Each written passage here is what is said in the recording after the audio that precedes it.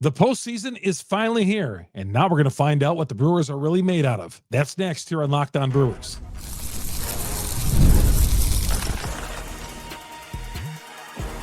You are Locked On Brewers, your daily Milwaukee Brewers podcast. Part of the Locked On Podcast Network, your team every day.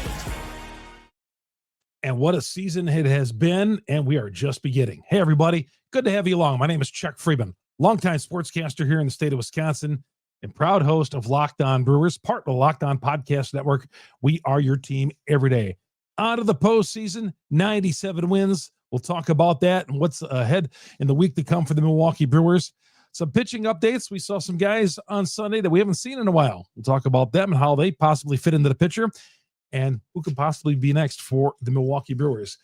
All right, this episode is brought to you by 5 Hour Energy. 5 Hour Energy. Hey, enough with boring, flavorless caffeine. Hop in the boat, have some 5 Hour Energy with your boy right here. You know I have one every day, the cherry flavored, but it's time to get that 5 Hour Energy, that flavor upgrade, the 5 Hour Energy shots. Go to 5hourenergy.com or Amazon and order yours today.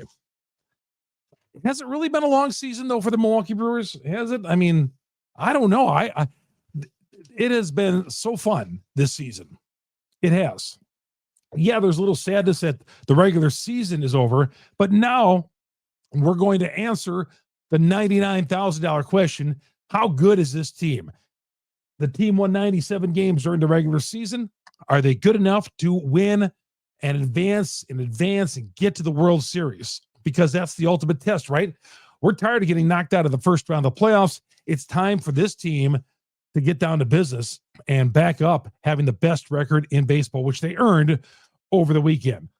It was a weekend where they were tested by the Cincinnati Reds. The Reds came here, took the first 2 games of the series. And again, I've heard from Brewer fans, and I love being the sounding board for you guys. And rarely am I the voice of reason. Rarely on anything am I ever the voice of reason. But in this case, I felt I was for the Milwaukee Brewers, telling people to calm down. I'm not going to tell you how to fan. You got to do that, but I really do. And I really believe things are going to be okay with this team. And I'm glad they won to finish off, because I know had they gotten swept by the Reds, there would be a lot of doubters going into next Saturday. This has been a long week. The word around town was, well, man, they just couldn't win a game. They were below the 500 mark since that 14-game winning streak. They're going to be one and done. I saw so many one and dones on Twitter over the last week or so, but I'm glad they were able to bounce back, got down 2-0 on Sunday, ended up roaring back and winning that game 4-2. But my goodness. So yeah, the Reds came in here, won the first 2 games of the series. They qualified for the playoffs. 3 teams from the NL Central are going into the postseason. 3 teams from this division, the supposed weakest division in baseball, 3 teams got in. 3 teams. The Reds got ahead of the big market Mets, and I was glad to see the Mets fall out, and happy for the Reds as well. Usually I'm not happy for other teams, but man, the Reds, those guys battled. Yeah, they're not the greatest team in the world, right? I mean, who knows what's going to happen in the postseason, but, they seem like a good bunch of guys, good broadcasters and all that. I like those guys, but I was glad to see them get ahead over the arrogant New York Mets who spent all this money, and this is what it got them. I was good to see that. I didn't want them to get in the postseason at the expense of the Milwaukee Brewers, which in effect they did because they won 2 or 3 here, but still. But 97 wins for the Brewers, setting the franchise record. They had tied the franchise record when they got their 96th win. It was like, all right, are they going to get to 97? But Murphy said before the game, he told the media, I want these guys to go out there and give it their all in game 162. I want them to go out there and give it their all in 162. And that they did. Their pitching the pitching lineup for the game was as if it's a spring training game, like in the middle of March, when you go out to Phoenix or Scottsdale, wherever they're playing, Mesa, home game, Phoenix, wherever they are, and you'll see 6 or 7 pitchers, and that's what the Brewers were doing They pitched Peralta for a couple of innings, and everybody had their turn. And we're going to get to some of that coming up here in a little bit. But yeah, Brewers were able to get that 97th win. And yeah, that's cool to see this. This was a special team. This is a special team in that I think there are certain years where you really gravitate to a team. And this isn't to take anything away from 2022 and 2023 short stays. But I thought in 2018, people bought into that one. 2011, I think that people really hitched their wagons to that one. Of course, 1982, everybody was on board with that, right? I mean, there were parades when they won the division title in impromptu parades in downtown Milwaukee. But yeah, I think people really got on board in this team. And those winning streaks certainly helped throughout the season. Guys like Terang and Frelick and even Andrew Vaughn and Ortiz, and you go right down the list, Contreras, Freddie, Peralta. Some of these guys became household Perkins, Monasterio. I feel like some of these guys became household names. And you can't say that a lot about the Milwaukee Brewers over their history, right? I mean, the Brewers have been an anonymous bunch to a lot of people for most of their franchise. Nobody's really identified with those guys, but I feel like people identified with the 2025 Milwaukee Brewers. I feel they have.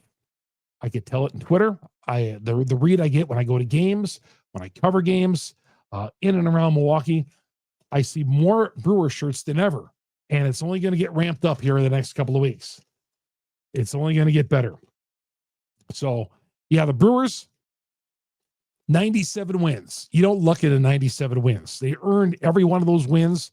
Some of those games, my goodness, our blood pressure went up in some of those games.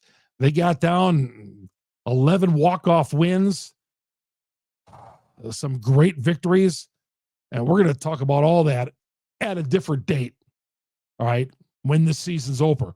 Hopefully, we're a long ways away from talking about that. But 2025 is going to be one to remember.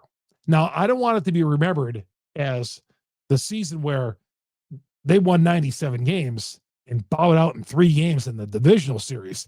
Can't happen. 2.6 million fans went through the ballpark, and they had over 2.5 million fans for the 15th time in 17 years. That says a lot about Milwaukee, man. The state of Wisconsin, Brewers fans in general. Ratings were up on TV this year. I know the TV ratings. I don't know what the ratings on radio were, but I just saw the TV ratings a couple of weeks ago from Adam McCalvey, put it on Twitter. And I thought, and they were great. People are tuning in each and every night watching Brewers baseball. And like I said, I can't say that for much of my life. And a lot of my life, I think, well, not the Brewers weren't always on everyday baseball, but I mean, this has been a Packer state, but I feel like this time of the year, when you get to the postseason, yeah, things leveled off here in the last couple of weeks, but I feel like once we get to the postseason, we're going to ramp things up. We had 10,000 people out there for the pancake breakfast last Friday morning when Murphy was flipping pancakes at 6 a.m. in the morning. Very cool. Now, the Brewers are going to have 5 days off. 5 days off. And Murphy says they're just not going to come in, take lackadaisical batting practice, take a couple of ground balls in the infield and call it a day. He says they're going to be competitive. And, Murphy is the college coach. He does not want to take the foot off the gas pedal, which I feel like the Brewers might have done that a little bit here in the last couple of weeks, right? Maybe that's only human nature. But these 5 days, he wants them to keep that intensity. Now, Christian Yelich said this the other day, which I thought was interesting. He said, we need a rest. We really do need a rest, which would be the opposite of what Murphy wants here in the next couple of days. Monday, they'll have off, and then Tuesday, they'll get back to workouts at AmFam Field. So we'll see if that works. Okay. Murphy keeping the foot on the pedal. He's practicing in pads. They're putting on the whole uniform and they're practicing in pads. That's what they're doing. He doesn't want to take a chance of easing up the college coach in him. And maybe that's the right approach to this team? We'll see. But that's the way this team has played all season long. They don't take days off. These guys all want to play. And as Murphy has said all season long, they're a hungry bunch.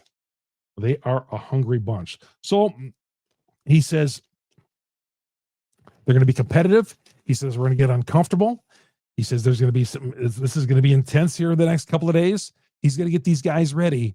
Even though this time of the year, you might think, okay, these guys need a few days off, but starting Tuesday, they're getting after it.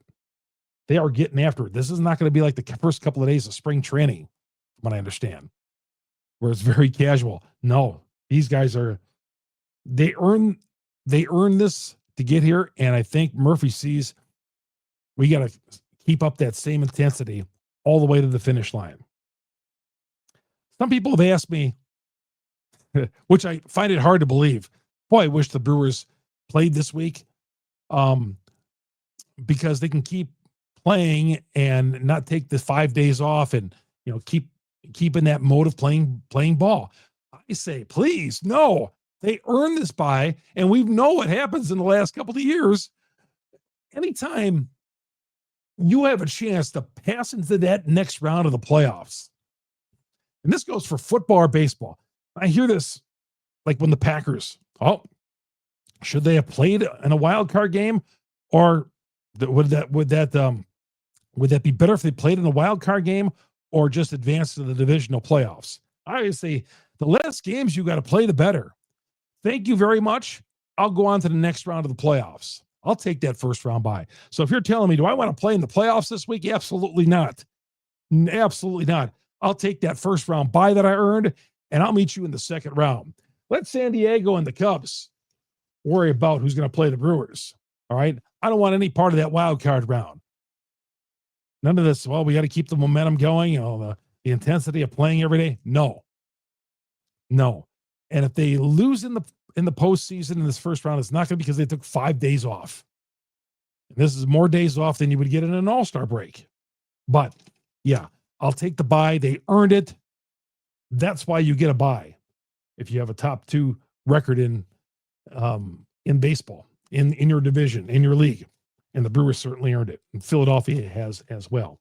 So we'll see what happens here in the next couple of days. I'm going to the workouts on Tuesday. There's going to be an inter-squad game somewhere this week, maybe a couple of them. But 3 teams in the NL Central made it.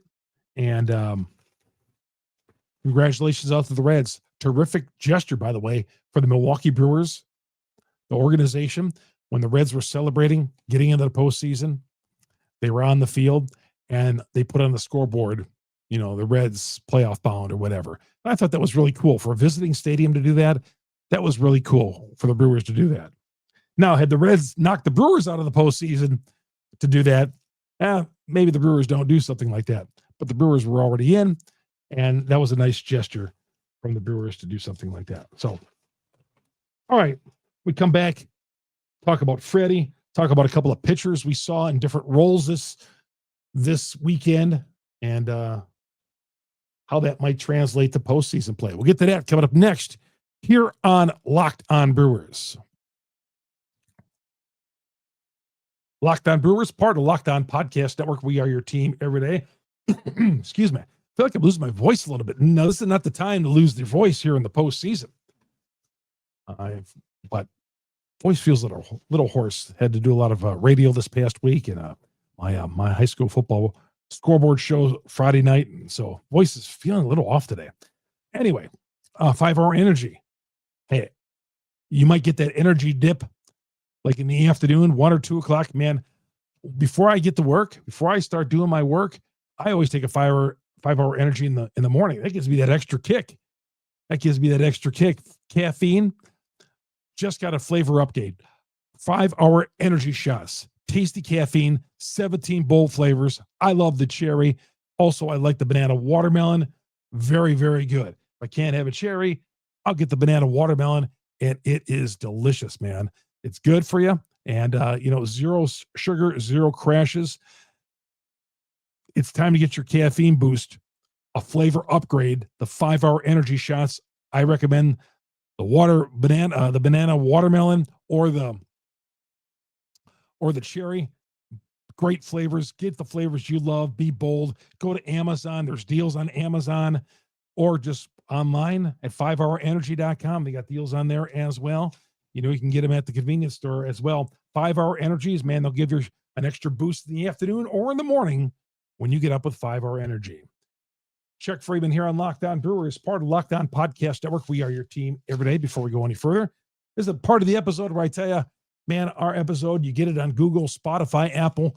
We're on all the major podcast platforms out there. Wherever you download your podcast, we're the number one Brewers podcast because of you great Brewer fans like the 2.6 million that filed in, fans who message me all over the country, all over the world, and tell me where they're from or send me pictures. I just love it, man. Send it to me on Twitter, Chuck Freimund, Freimund.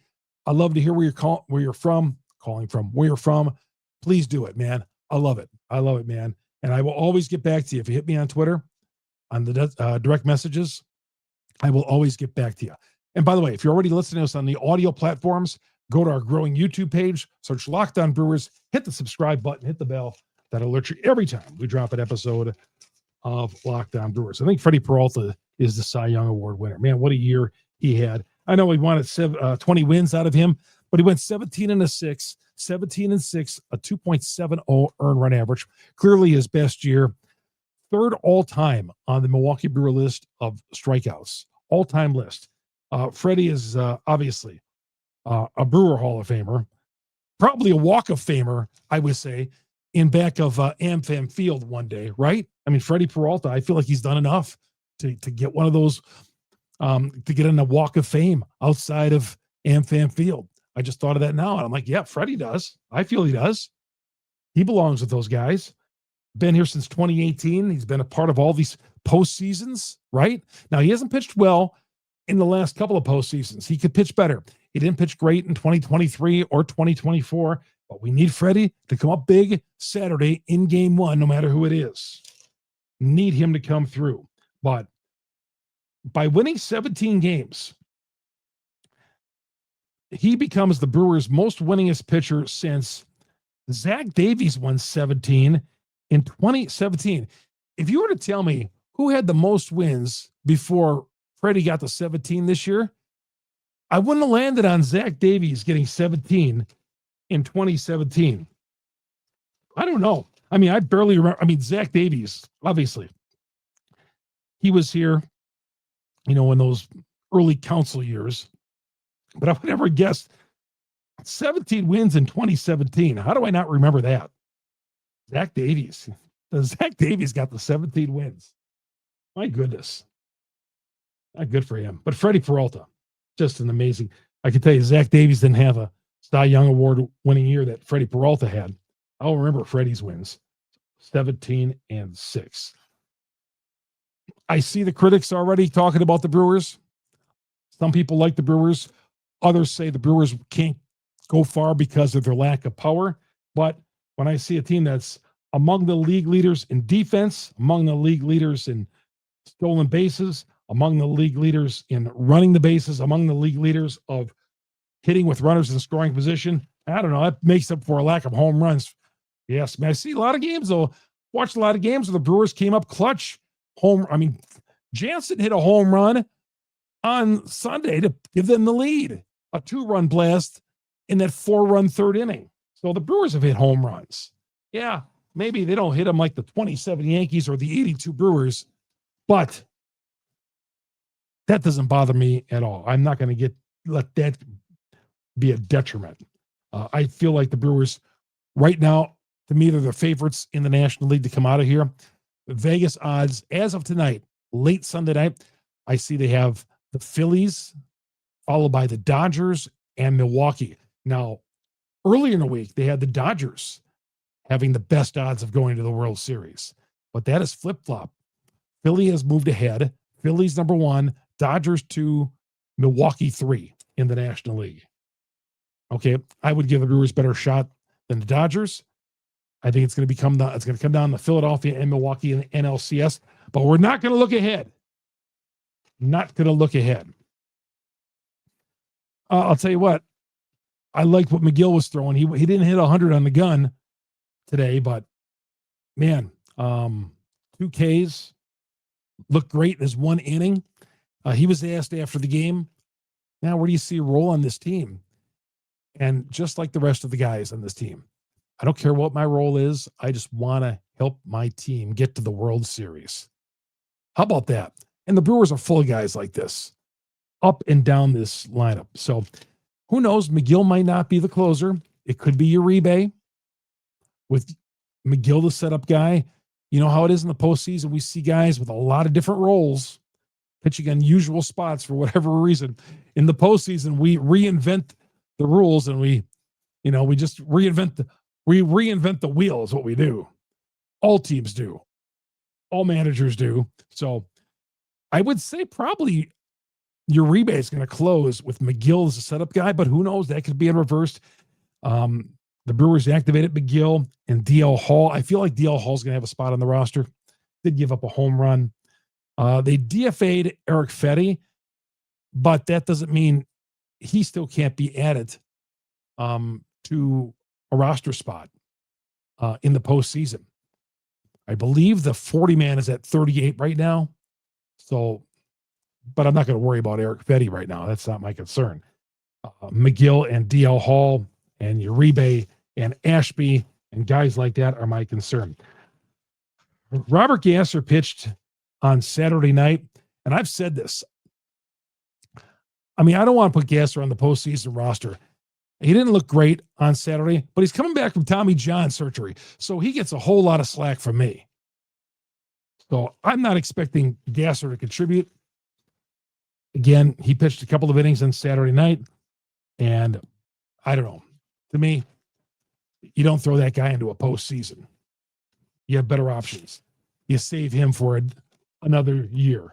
But Chad Patrick, I feel like Chad Patrick makes the postseason roster. He's going to get some big outs for these guys, I feel like. Another guy you could use in maybe as a game 3 starter. Who knows?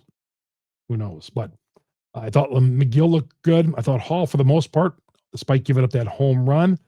And we'll see how they work the Uribe McGill back end. Miz was in relief on Saturday. Wasn't bad. I don't have anything really to complain about that with Miz. Not totally bad. First time coming out of relief. There were some iffy parts about him when he was pitching. Gave up a few. But now Miz in relief, that's going to be his role in the postseason. And they used him out of the bullpen. Gave him a little test run. I was surprised they used him as long as they did. I think he pitched like 60 pitches. But he was getting some work in. All right, we come back.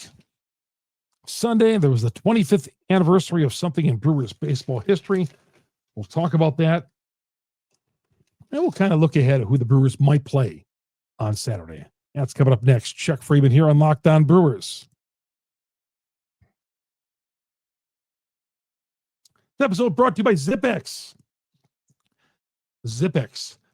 Zippix toothpicks. Whether you're looking for a nicotine satisfaction, energy boost, Zippix has got you covered with their nicotine and caffeine-infused toothpicks. For nicotine users out there, Zippix provides a discreet way to satisfy cravings in the hand-to-mouth habit without vaping or smoking. Zippix can be a very helpful tool to help reduce your dependence on vaping. 6 great flavors, 2 milligram, 3 milligram nicotine options. And if you needed energy without crash, their caffeine toothpicks are a game changer. So go to zippixtoothpicks.com. Use the promo code Locked On for 10% off your first order. Got to be 21 years old or older to order. Again, nicotine is an addictive chemical. The zippixtoothpicks.com is the website. Promo code Locked On. Zip more, smoke less with Zippix toothpicks. Show's also brought to you by Nutrafol.